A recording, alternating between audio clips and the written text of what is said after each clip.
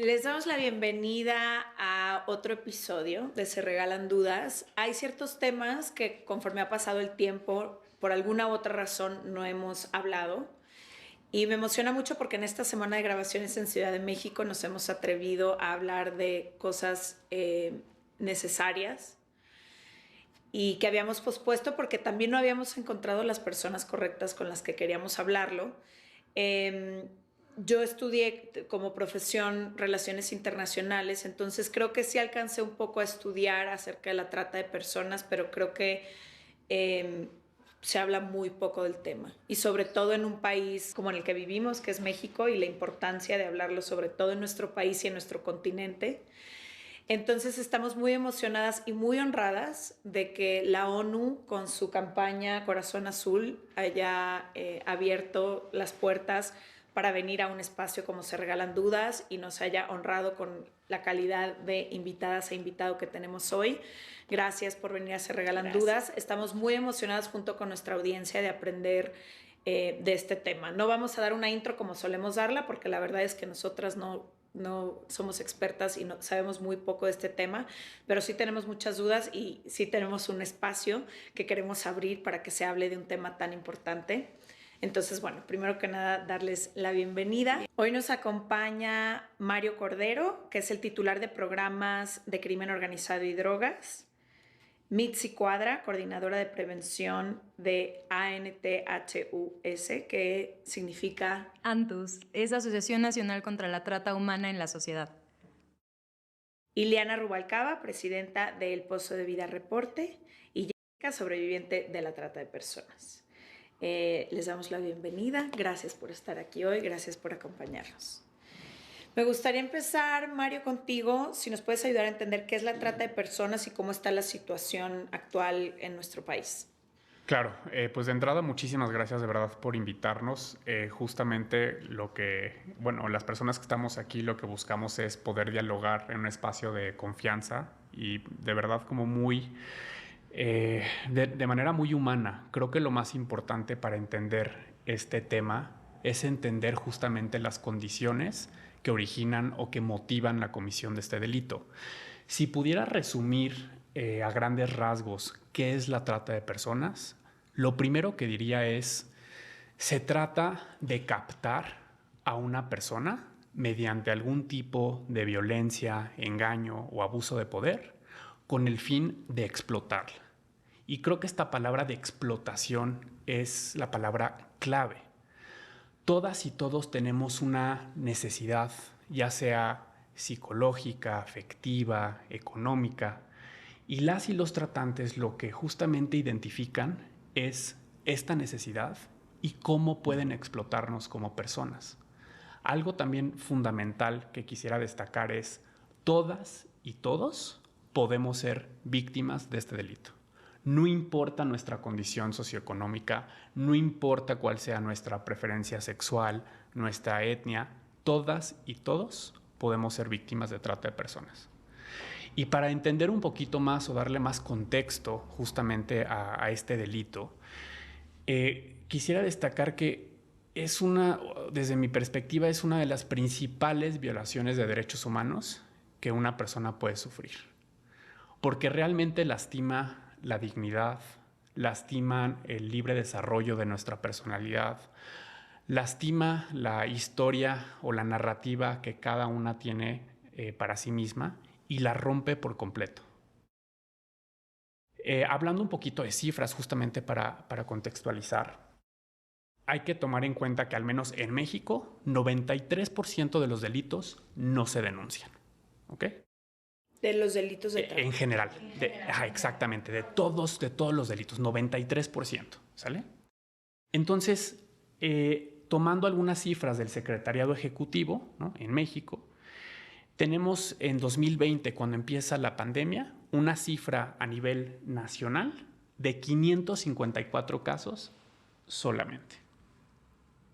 En 2021, 621 casos. 2022, o sea, de enero a lo que va, que es junio, estamos en junio, 267 casos.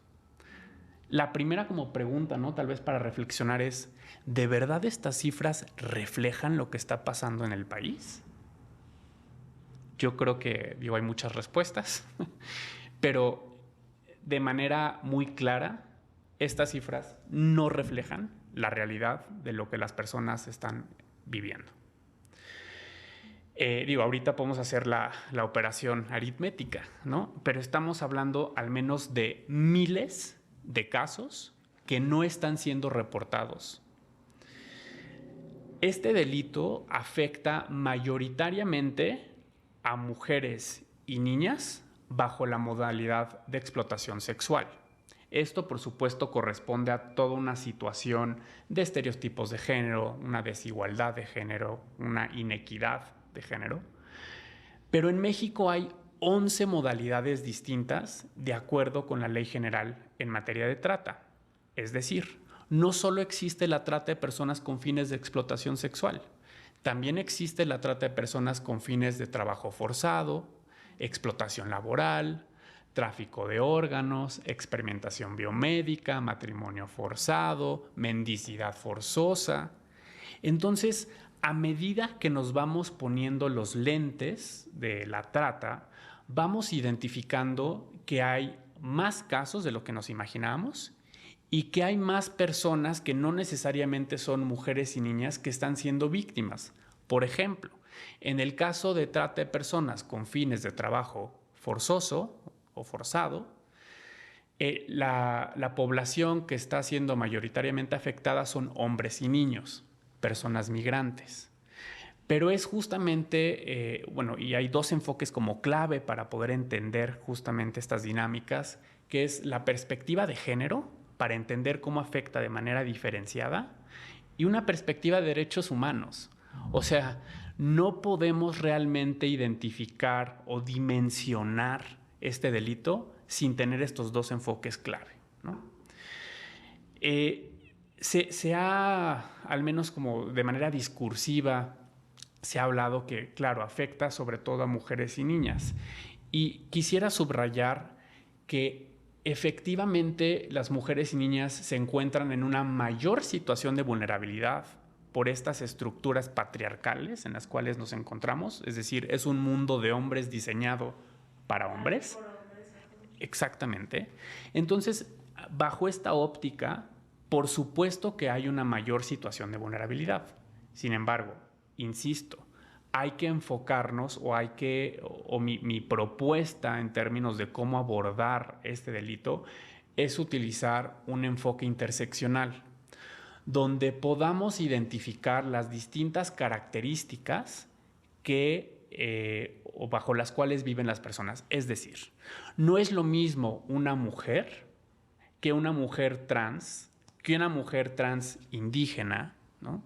O que una mujer trans indígena con alguna discapacidad. Si no abordamos bajo esta perspectiva interseccional, es decir, donde se cruzan las características, va a ser muy difícil identificarlo.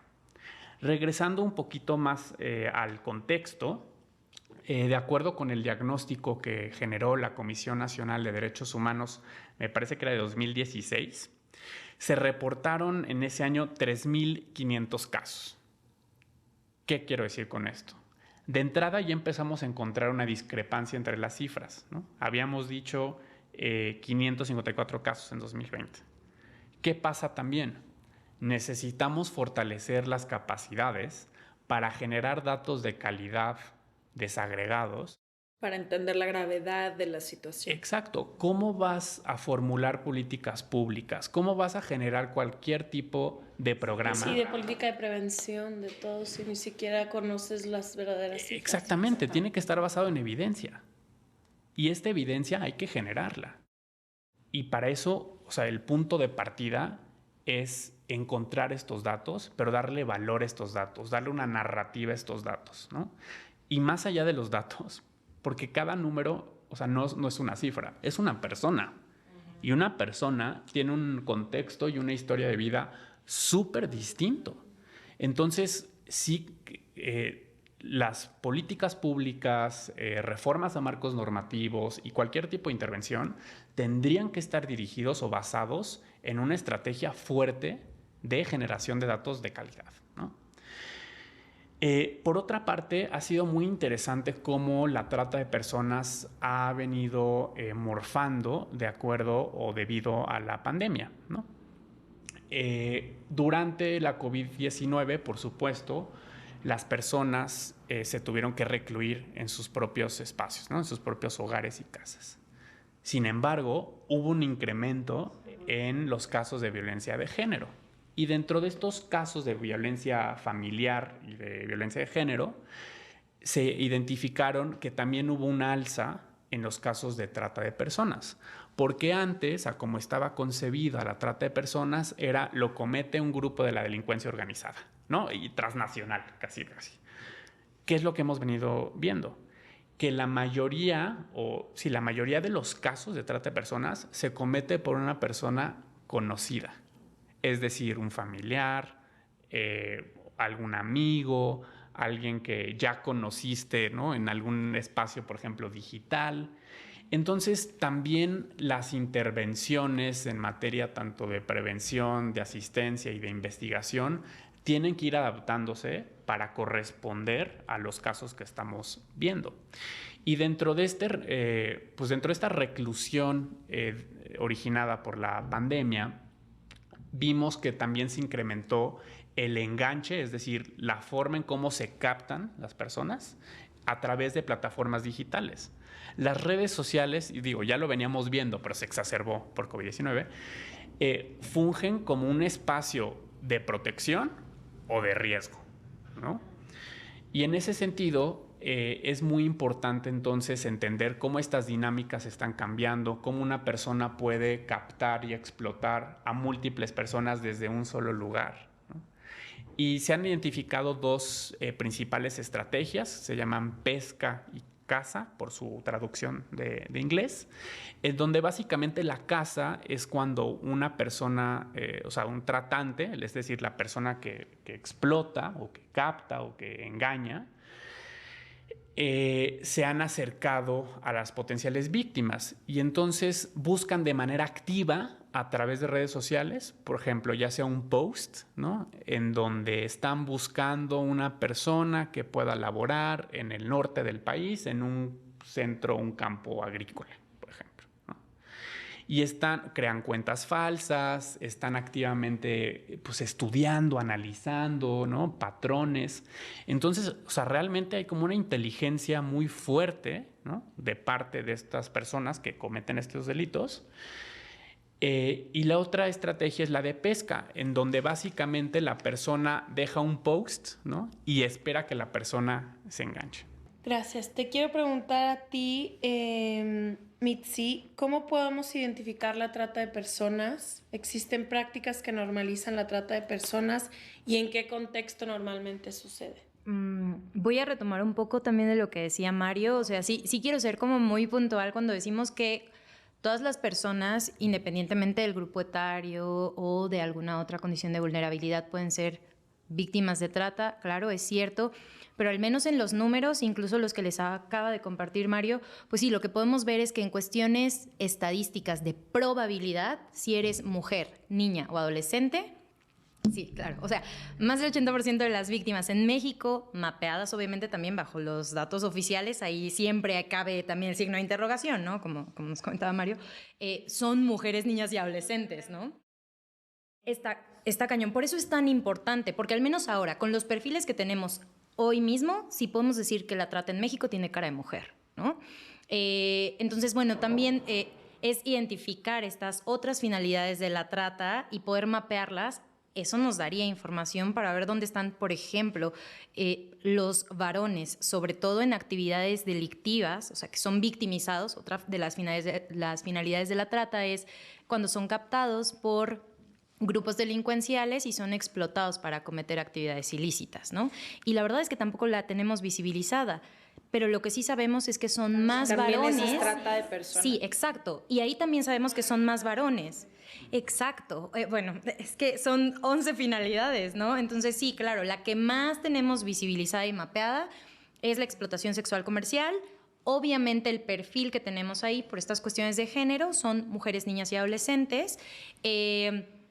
Pero sí quería hacer como hincapié que en los datos que tenemos hoy, en cuestiones probabilísticas, o sea, matemáticas, estadística, pues si eres mujer, niña o adolescente, tienes más probabilidades de ser victimizada por este delito, ¿no? Pero tampoco quiero invisibilizar a las demás personas, es decir, nos hace falta mapear y ubicar e identificar estas otras modalidades de la trata y estas otras dinámicas y perfiles también de la trata de personas, ¿no? Entonces, justo mi respuesta va, cuando estamos identificando a las personas o cómo se identifican, la verdad es que creo que en la mentalidad de las personas, en términos generales, siempre creemos que vamos a ver a una víctima con una V, ¿no? O dime el decálogo, ¿cuáles son los 10 indicadores? Ajá.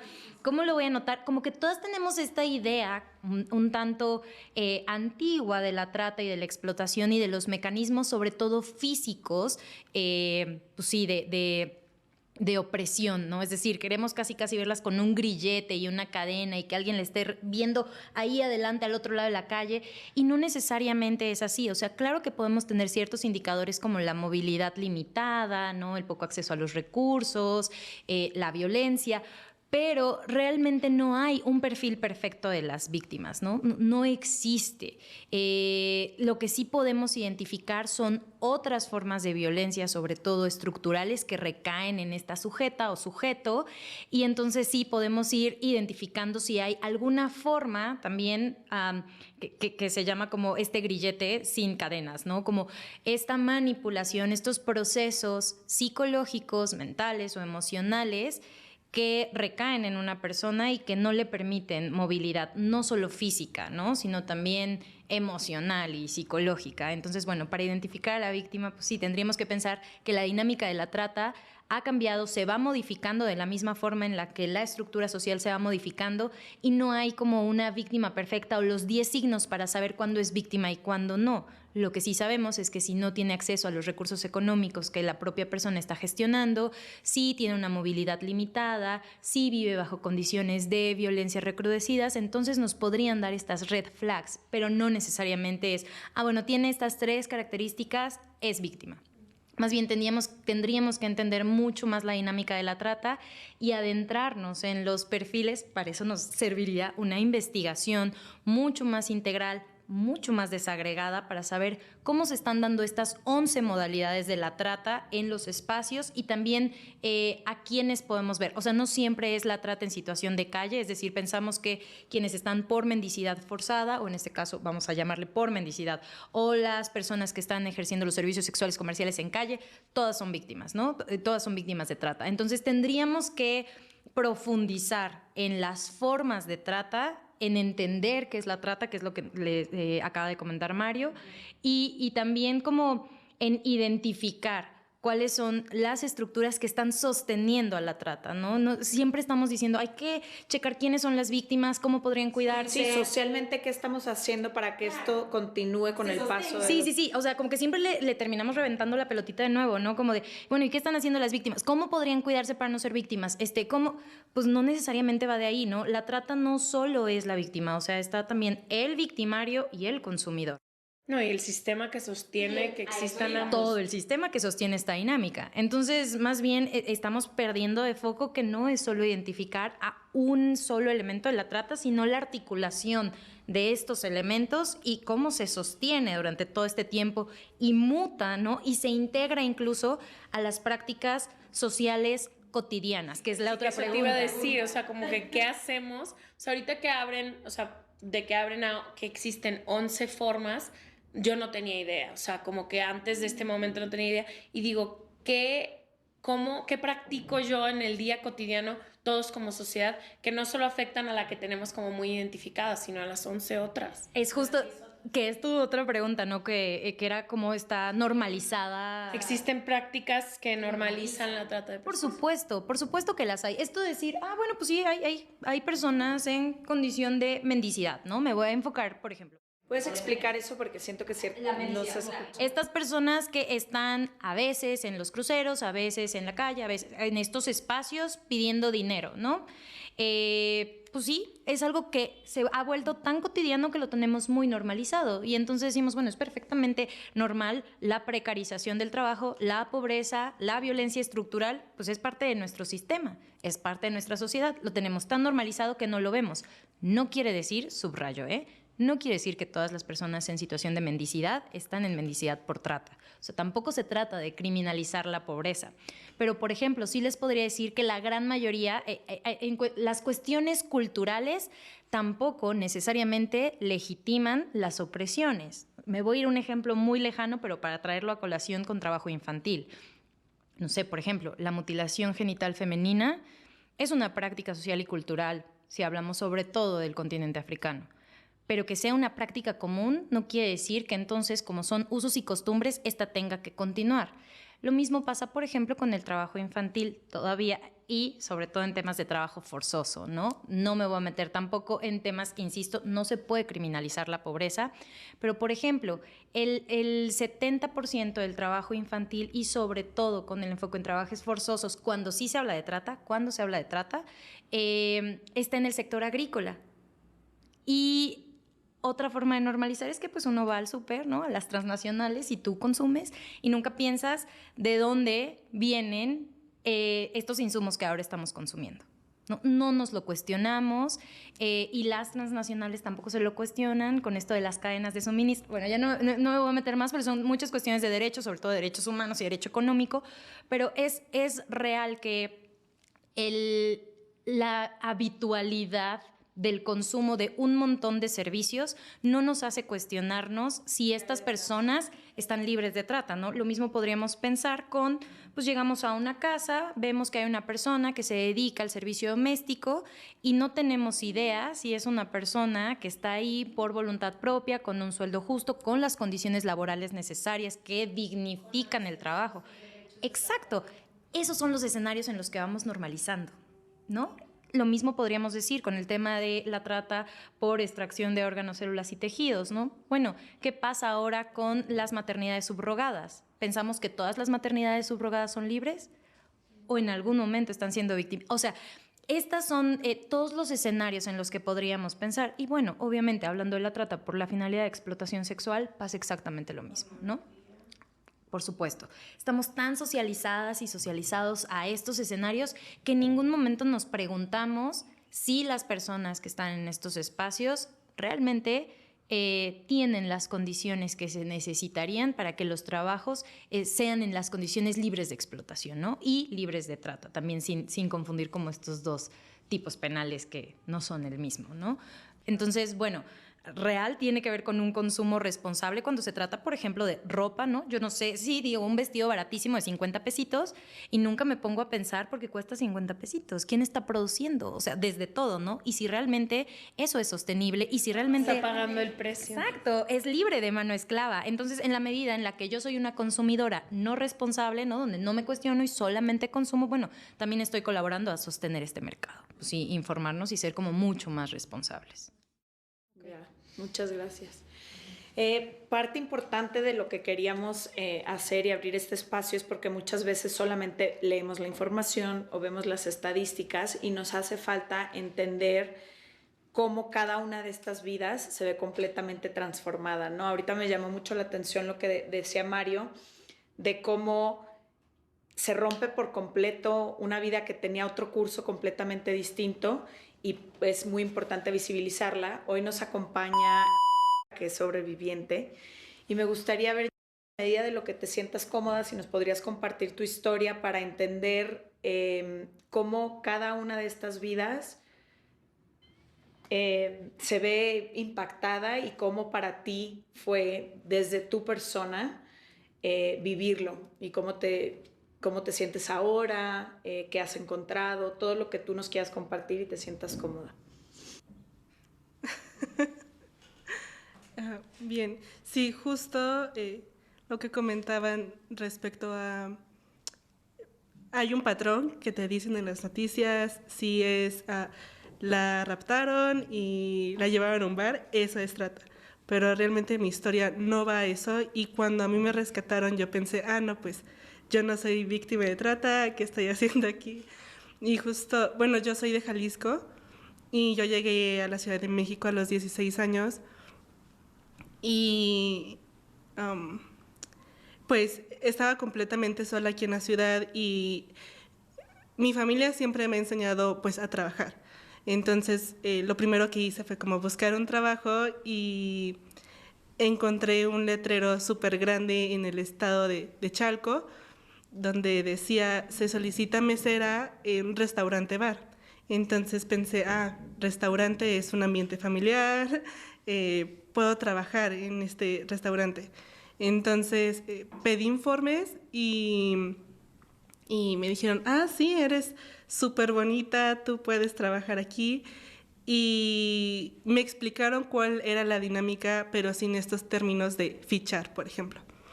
Y esto consistía en, al consumidor hay que entregarle su bebida y tú te tienes que sentar con él a platicar. Entonces, yo pensé, pues eso está fácil, ¿no? Platicar con alguien y te van a pagar por ello. Entonces, así fue como empecé yo a trabajar en el bar, solo repartiendo bebidas y sentándome a consumir lo que ellos pagaran. Y en este ambiente siempre era, el cliente llega hasta donde tú lo permitas. Entonces, si tú solo quieres platicar con él, solo vas a platicar con él. Si tú quieres que él te toque, él te va a tocar. Pero si no quieres, aquí estamos nosotros para no permitir esto.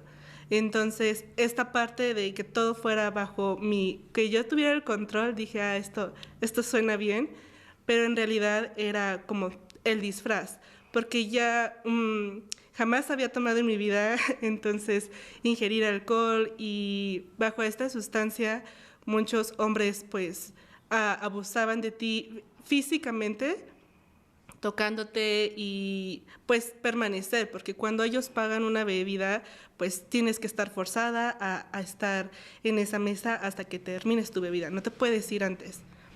Entonces, pues estuve trabajando en ese espacio de 1 de la tarde a 3 de la mañana, no podías salir, tú tenías que llevar tu comida, siempre no podías salir en ningún momento, aunque te sintieras mal, tenías que cumplir esta jornada laboral para ganarte tu sueldo. Después que terminaba la jornada te podías retirar.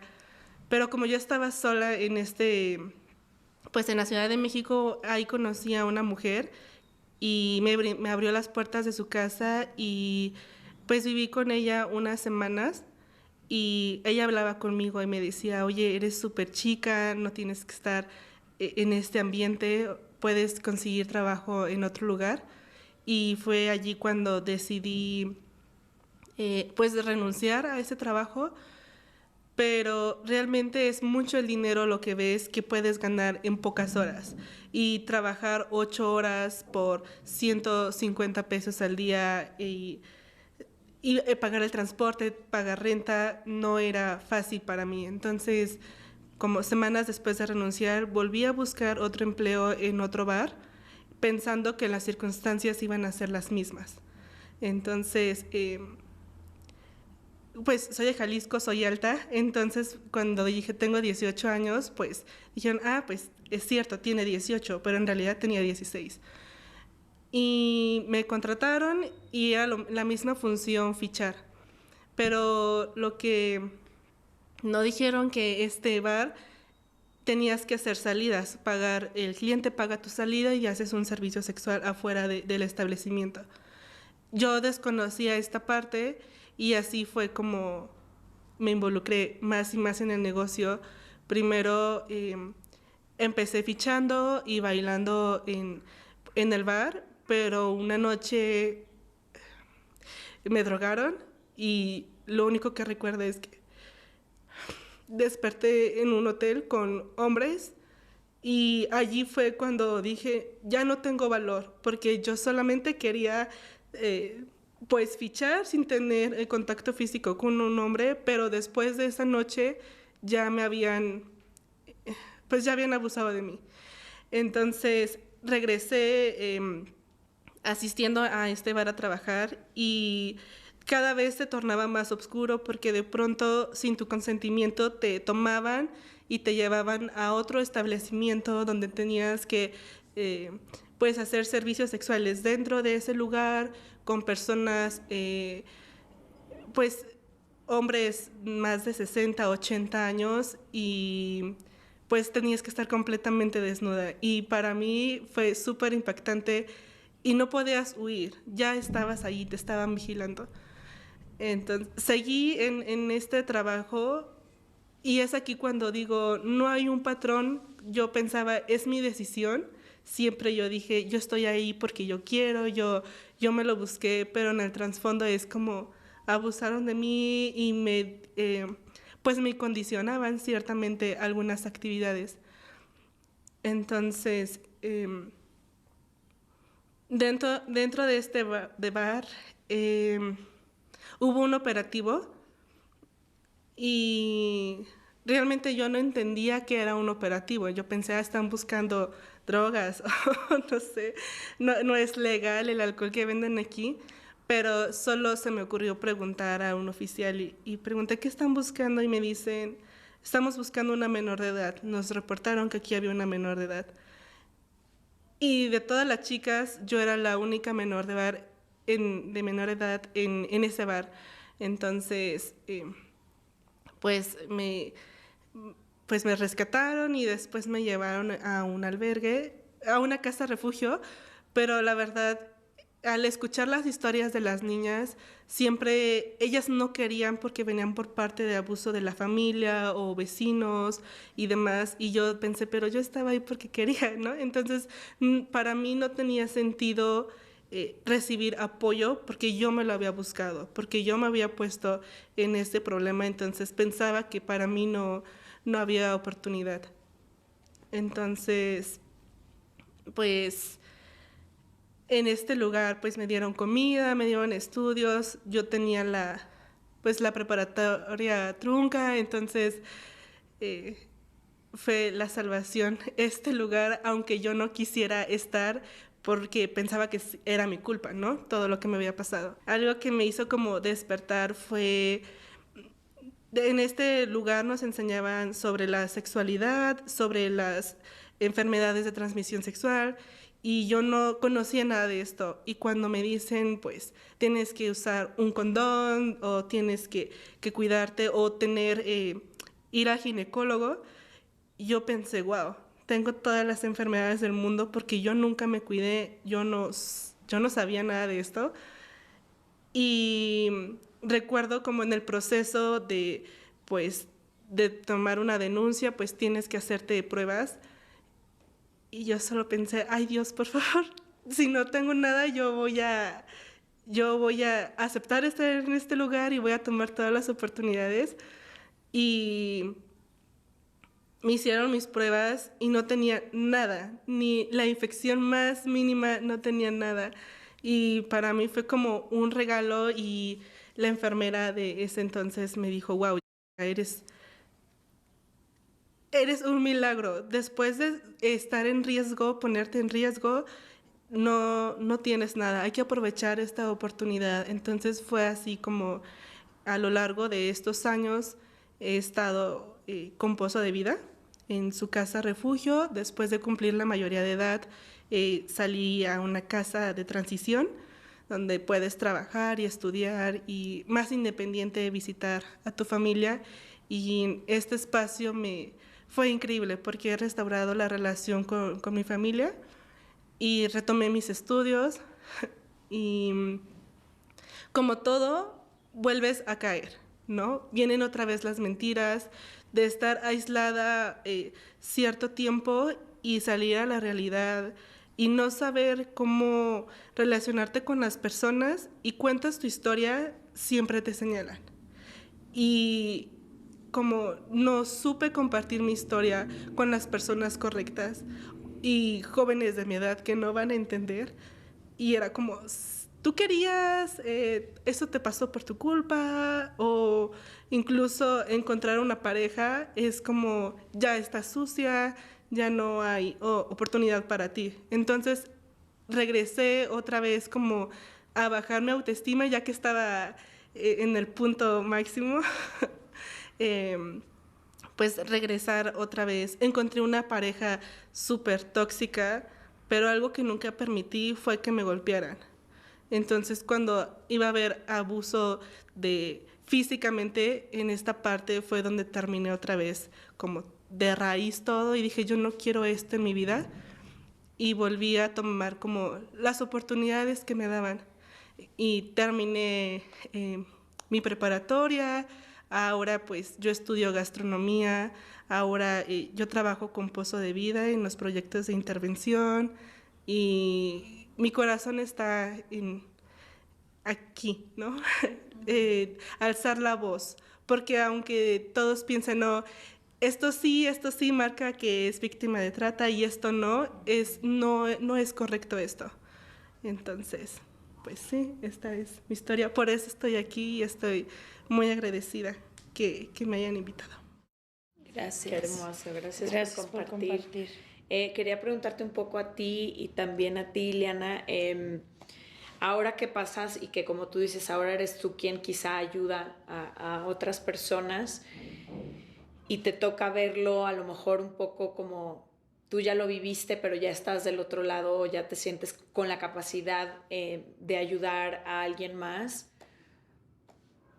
¿Qué era importante para ti para recuperar como ese proyecto de vida que tú tenías y en la experiencia que tienen con todas las personas que acompañan? Como,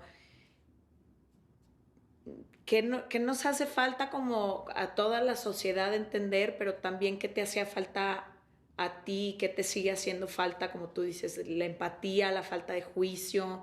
Digo, no sé, no quiero poner palabras en tu boca, pero ¿qué te hubiera gustado, qué te gustaría que pudiéramos hacer para saber acompañarte a ti y a tantas personas? Esta parte de empatía y la conexión, somos seres sociales. Entonces, cuando estás en proceso de restauración, estar sola no es fácil.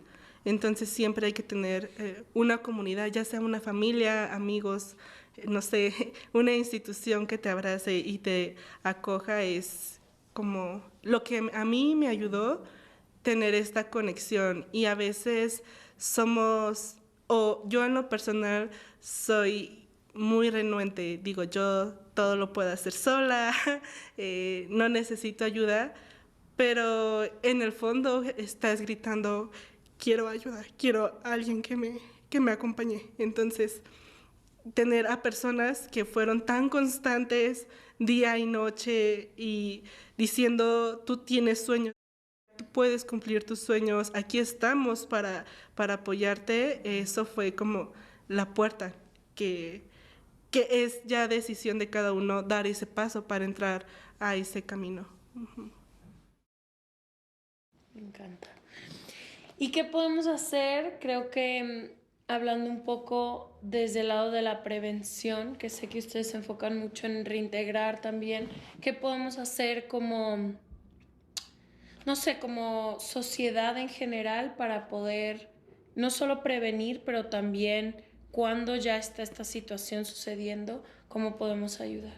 Sí, fíjate que algo que la institución que represento, que es el Pozo de Vida, tenemos tres vertientes, ¿no? Lo que es la prevención, la intervención y la restauración.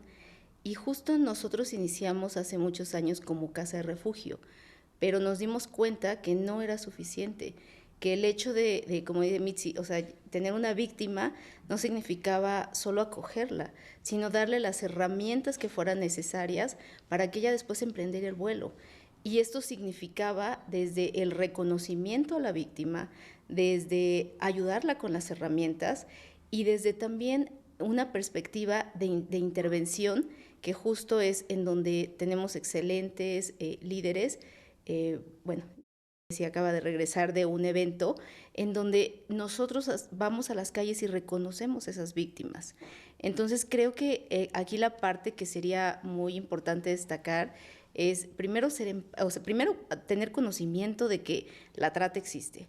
Como dijo aquí Mario, como dijo Mitzi, o sea, la trata no es una B y la trae la gente como si fuera sombrero, ¿no? O sea, realmente no, la víctima es una víctima que no se reconoce como víctima, es una víctima que ha pasado ciertas cosas y que como si yo pensé que era mi culpa.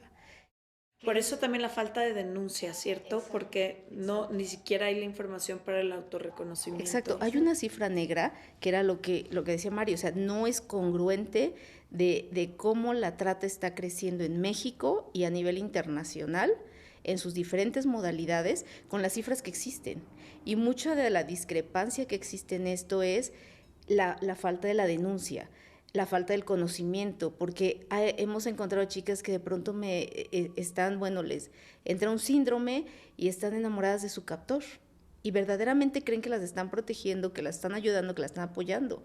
Y en ese entorno ellas necesitan saberse escuchadas, saberse acogidas, y si no tienes una red de apoyo, pues tu única red de apoyo es tu tratante, el que supuestamente te defiende, el que supuestamente te apoya, el que sin él tú no sabes a dónde ir. Y ahí es donde viene el tema de qué necesitamos hacer para prevenir este delito. Siempre he creído, y siempre como institución estamos conscientes que la prevención es lo mejor, la restauración es muy complicada, siempre hay huellas desafortunadamente, porque pues tú vas en el camino y vas corriendo y te caes y te haces una gran cicatriz y esa cicatriz queda marcada para toda tu vida. Sin embargo, sana, pero está ahí. Y en cualquier momento pues puedes volver a caer, ¿no? Entonces, algo que nosotros estamos haciendo es el tema de prevención. Para nosotros es importantísimo que la gente sepa qué es la trata de personas. Hace algún tiempo hubo como campañas muy grandes de trata de personas y ponían a la niña con grilletes y ponían a la niña que no habla, y es justo eso lo que quieren a veces algunos gobiernos no empáticos, que crea la gente. Porque si tú crees que la niña víctima solo es eso y que solo hay una explotación sexual, pues entonces lo ves tan lejos de ti, porque a lo mejor quizás fuimos hijas de familia, en un entorno que no tenías que trabajar, a lo mejor no buscabas como ese anuncio en el periódico pues para ayudar a mi familia o para a lo mejor salir adelante o buscar nuevos sueños. A lo mejor estabas en un entorno más cómodo, y cuando estás en un entorno más cómodo, pues la gente dice, eso es trata, pero a mí no me va a pasar. Eso es trata, pero para mí es lejísimos eso. La trata es las chicas que yo veo en Tlalpan o en la zona del centro. Entonces, cuando la gente no tiene esa empatía, es ahí donde la falta de conocimiento pues puede ser una herramienta súper fuerte. Y me imagino que este estereotipo, o sea, ya no vivimos en la época de antes, ¿no? Como que creo que con la digitalización, las redes sociales, el internet, ha cambiado cómo se va viendo, o sea, la historia, por así decirlo, de la trata, ¿no? No es lo mismo que en 1800 a como es el día de hoy, o sea, como dices hoy son anuncios en internet, o sea, ha cambiado, y es como también importante quitarnos, a lo mejor, claro que es eso, pero también hay una forma nueva que está empezando a suceder de cómo sucede la trata. O sea, por ejemplo, yo estaba viendo el otro día un post en Instagram y hablaba como de todas estas, cómo utilizan las redes sociales hacia los niños, hacia los jóvenes, y volteé y dije de que si no, la mamá o el papá o los cuidadores principales de los niños no están atentos a estos, todo mundo se hace más vulnerable. Y tú como papá o como persona a lo mejor no pienses de que no, claro que no. ¿Cómo? Claro que no están ahí, claro que están ahí todo el tiempo. Sí, finalmente, o sea, estamos hablando de como decía Mario, o sea, no es algo propio de ciertas características. Desafortunadamente es un monstruo con 1000 cabezas. Y es un monstruo que de pronto empezamos a visualizar más un lado y sale por el otro, ¿no? Entonces creo que como padres, como hermanos mayores, tenemos que estar de verdad conscientes de que esto está sucediendo, de que tienes que estar con tu menor de edad o con la persona que pueda ser vulnerable en tu familia, porque hablando de vulnerabilidades también estamos hablando de un mundo, ¿no? A mí no me gustan a veces las campañas en donde en aquellos tiempos cuando inició el tema, les platicábamos la trata y está pasando esto, y las chicas y los chicos terminaban aterrorizados y los papás lo mismo, y entonces mejor encierro a mi hijo en su habitación y que no salga ni a que le dé el sol. No, tienes que educarlos. Tienes que educarlos que la trata puede ser esto, que no todo un anuncio que suena maravilloso es verdad, que hay gente que nada más está buscando la manera de engancharte o pescarte. Entonces, eso es lo que necesitamos. Por eso nuestras campañas de prevención las estamos haciendo mucho junto con Naciones Unidas en entornos en donde vemos que hay ciertas características. Porque para mí la trata es una serie, es como el fruto de mucho del entorno en que vivimos, ¿no? ¿Por qué? Porque pues finalmente si hay pobreza, si hay escasez, si hay abundancia, pero hay una pobreza emocional, ahí ya es para siembra de la trata de personas. Y me imagino que también, digo, esto lo sabrán todos, pero también ha de ser más complicado con el tema del crimen organizado, ¿no? Porque ha de haber muchísimas amenazas, muchísima corrupción, los mismos políticos metidos. Sí, el gobierno. Digo, nada más me estoy acordando de los libros de Lidia Cacho, ¿no? Es el mismo gobierno el que está metido en esta red, que de pronto me imagino que lo vuelve todavía más complicado porque evidentemente no lo van a querer reconocer como lo que es. Sí, como denuncias, como... ¿Qué es lo que pasa? Pues sí, que con todos estos temas de corrupción, ¿no? E indefensión también de la propia ciudadanía. O sea, la ciudadanía tampoco quiere meter las manos y decir, bueno, no voy a poder, tampoco le va a dar la vida para aguantar un proceso judicial como testiga o testigo de 5, 6, 7 años, ¿no? Y pues sí, retomo lo que decía Mario, o sea, pues si el 93% de los delitos están en impunidad, tiene que ver con que la misma ciudadanía no creemos en los aparatos del Estado, ¿no? Ni en la Procuración de Justicia. Yo me voy a andar metiendo. Yo me acuerdo que leí un tuit hace poquito de una niña que contaba que tenía años viendo actividad inusual de los vecinos. Y sus papás le decían, no seas metiche, no te metas. Y ella decía, es que entran unas niñas, salen otras niñas, entra una persona, siempre como en la tarde, en la mañana no se oye nada. Y ella decía, venía relatando en el tuit todo esto y dice, y después un día llegó, 3 años después, la policía y era una casa de miles y millones de personas miles de niñas que fueron explotadas sexualmente y yo no dije nada. Y yo sabía que algo estaba inusual, pero en esta cultura de no te metas, no seas metiche, no digas nada, ya, no. Y es como colectivamente sostiene todo esto también. Es que justo, o sea, de verdad creo que cada caso es una falla más de la sociedad en su conjunto. O sea, algo no hicimos o algo hicimos mal para que eso sucediera, ¿no? O sea, eso de entrada. Y tocaban también un tema muy interesante, me parece, Mitzi, sobre el tema del consumo, por ejemplo. O sea, no solo es, para que realmente podamos tener una respuesta integral a este delito, tienes que trabajar con sector privado, tienes que trabajar con sociedad civil, tienes que trabajar con las autoridades, tienes que trabajar con la academia, ¿no? Y también tienes que trabajar con la ciudadanía en general. O sea, hay una interdependencia, o sea, clara, que si no trabajas en equipo, por supuesto que no puedes dar una respuesta como se requiere. Eso por una parte. Y por otra, ahorita que mencionaban todo este tema de la relación con el crimen organizado, es que, claro, o sea, es tan complejo, y creo que algo que hemos hablado subyacentemente, pero no le hemos puesto nombres, consentimiento. O sea, es un consentimiento absolutamente viciado, ¿no? En donde es muy difícil reconocer esta línea en donde estoy de acuerdo o realmente no estaba de acuerdo, pero, exacto, y no me di cuenta hasta después. O sea, este proceso de reconocimiento puede tardar muchísimo tiempo porque nosotros y nosotras no hemos generado las herramientas o las condiciones también para dotar de más información, para dar un acompañamiento mucho más cálido, especializado, ¿no? Como se requiere. Y, perdón, un último punto nada más antes de que se me olvide, el tema de acceso a la justicia. El acceso a la justicia es el derecho crucial que da también efectividad como a todos los demás derechos, ¿no? O sea, todos los derechos son interdependientes, están interconectados, Pero si no hay un efectivo acceso a la justicia, es un reflejo claro de cómo está nuestra sociedad, ¿no? Y como decían todas, le ponemos mucha responsabilidad a las personas, a las víctimas, a las sobrevivientes sobre, no, cuídate, ¿no? No hagas esto o haz esto. Y no. O sea, nosotros y nosotras, ¿qué podemos hacer? Autoridades, hay que fortalecer nuestras capacidades en materia de investigación, ¿no? Y judicialización de casos.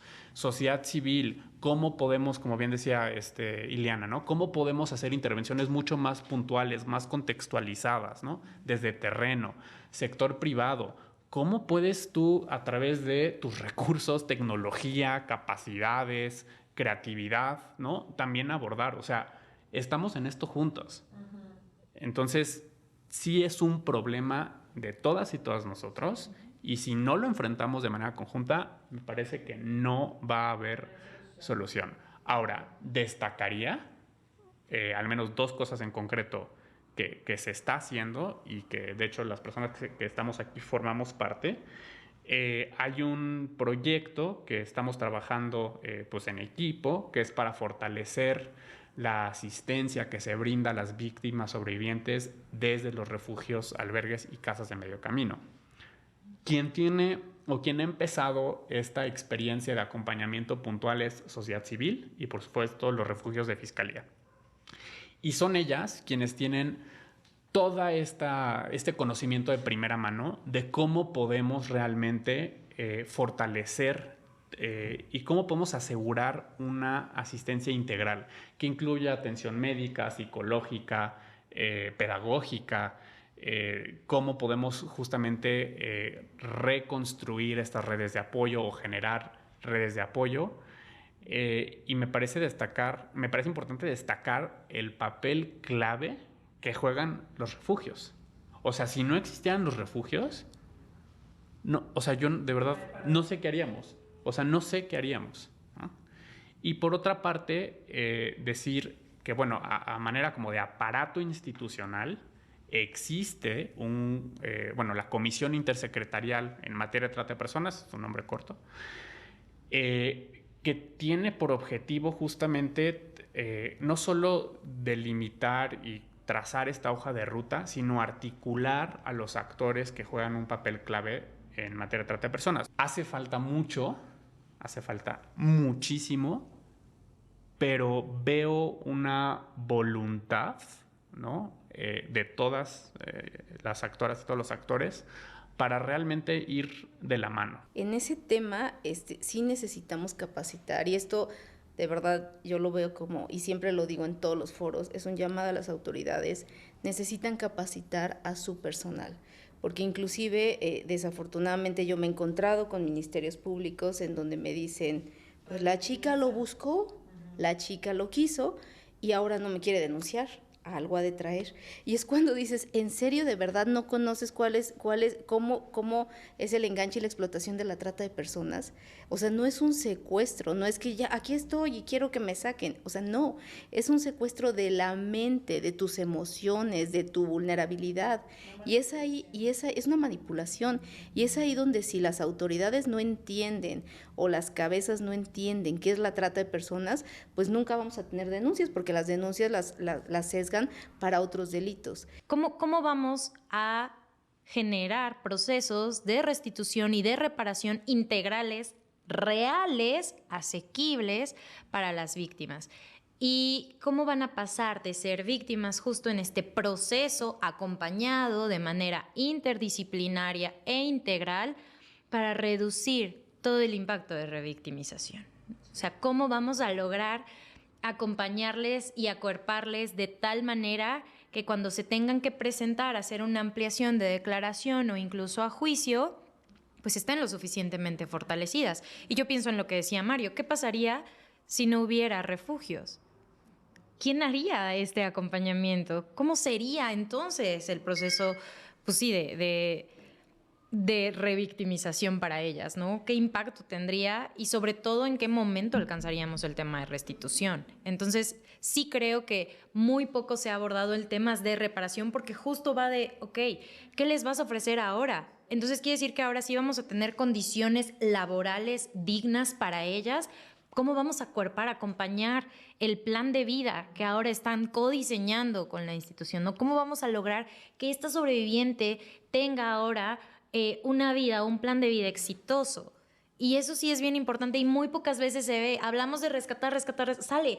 ¿Qué políticas públicas fortalecidas, integrales hay para ellas? Si son madres, ¿dónde van a dejar a los hijos si le pides que se integre al mercado laboral? No es solo rescatar a todo mundo, es reintegrarlos y darles una oportunidad de vida. Es todo el plan que tiene, por ejemplo, Pozo de Vida también, ¿no? Como estos 3 espacios que tienen que ver con el caminito a seguir acompañando a las sobrevivientes. Corazón agradecerles Gracias a por cada haber una y venido. a cada uno de ustedes por haber venido. Creo que aquí le podríamos dar, nos hace falta versión 2, versión 3, versión 4 para entender. Me parece Exacto. también muy interesante explorar cuáles son esas 11 modalidades, porque a lo mejor hay unas de las que ni siquiera, ¿no?, conocemos. Pero bueno, por ahora agradecerles y pues ya tendremos nuestra segunda parte. También Muchas gracias. decirles que dejaremos todos los recursos en seregalandudas.com/suscríbete. Quien necesite cualquier tipo de información en nuestras redes sociales tendrán información y recursos para cualquier cosa.